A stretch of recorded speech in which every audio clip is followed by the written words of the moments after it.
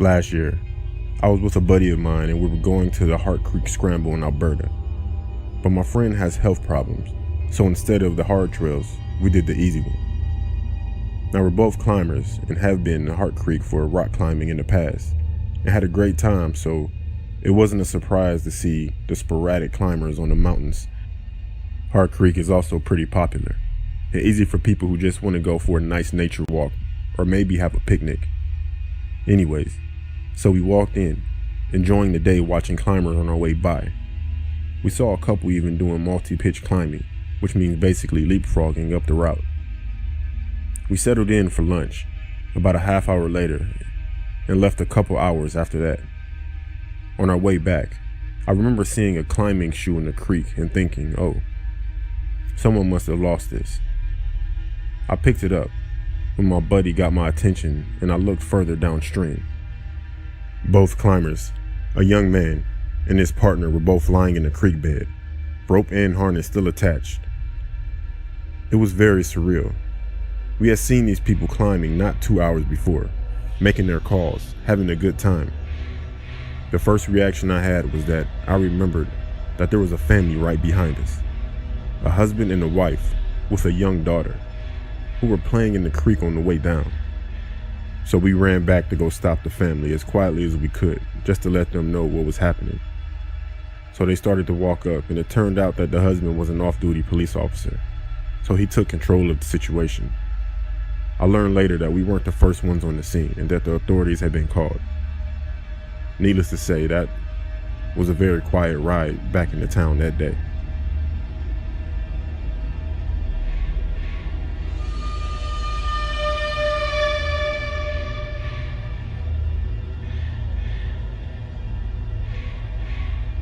Over the years when I've told this story, many people haven't believed me, but it's true, I swear.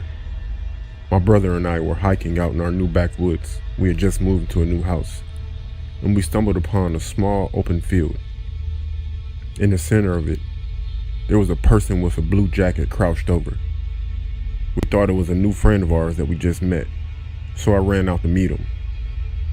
I did not have my glasses on at the time, but I got pretty close enough to see that it was a grown man leaned over a carcass of a deer, stabbing it and eating it with an unsharpened stick. He looked up and saw me. I was pretty freaked out, so I turned around and yelled at my brother to run. And so we started to sprint as fast as we could back home. We saw the man behind us with blood all around his mouth, and he was smiling. When we got home, we told our parents, and they called the cops. They searched the area but never found the guy. After that, we barely went outside in fear of the guy and what he would do to us if he caught us.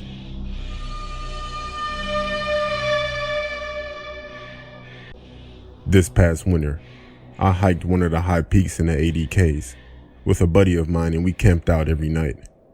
Everything was fine the entire first day. We had a great night's sleep, and we woke up early to hike back to the parking area. On the way back down the trail, my friend and I noticed that someone else had been hiking as well. About a mile after walking, I stopped and I saw that my full name, first name, and last were drawn into the snow on the side of the footpath. But I didn't do it. Neither did my friend. It was snowing a bit throughout the night, and if it was drawn the day before, the snow would have covered it up. We got a bit freaked out, and we decided to hustle back to our car so we could get the hell out of there. We finally get back to the parking area, and I go to sign myself out of the registry book. When I turn the page where I signed in, I see that someone had scribbled out all of my information to where you couldn't read it anymore. No one else has signed into the book besides myself for 3 days. I guess I won't be going back there anytime soon.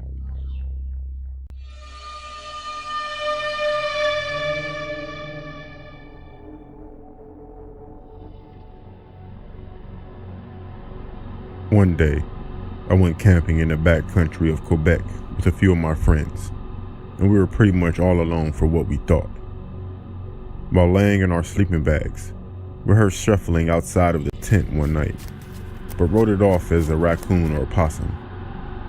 We woke up in the morning with scattered cigarette butts all around the front of our tents, as if someone stood there all night keeping an eye on us. Nothing happened after that except for some thunderstorms and bear sightings, but seeing those cigarette butts definitely freaked us out.